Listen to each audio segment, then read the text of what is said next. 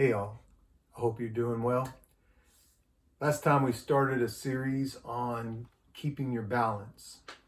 We focused on how to deal with 4 elements of physical, mental, emotional, and spiritual aspects of who we are. Today I want to focus on the physical. When we think about the 4 elements, the physical is basically the hardware of the process, just like a computer. We are able to experience our world through our 5 senses. We have multiple processes that are going on at all times that's trying to keep us alive for all practical purposes. And so when we start assessing our sense of balance, the physical is a great place to start. As we've been dealing with the pandemic around the world, we know that when we're sick, we are definitely out of balance.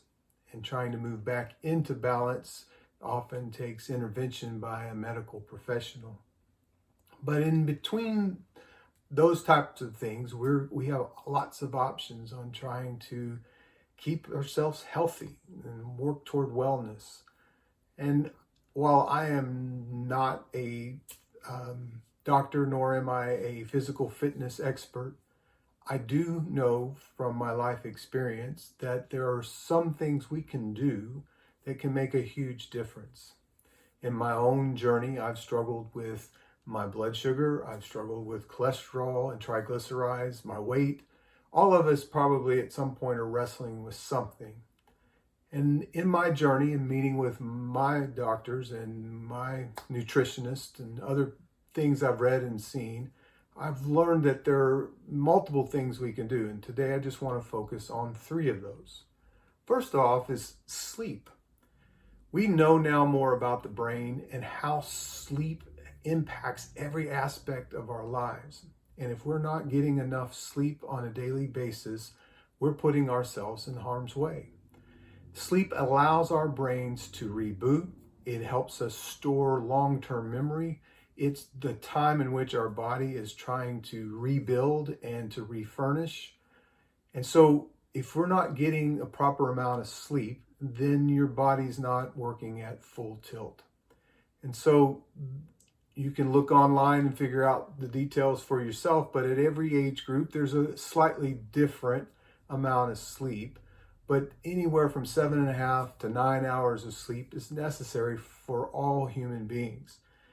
Odds are most of us are not getting that. We keep trimming it off, trying to get in more into the day. And in doing so, we are hampering our ability to be fully functioning. So first off, make sure you're getting plenty of sleep. Second is in terms of what we eat and drink.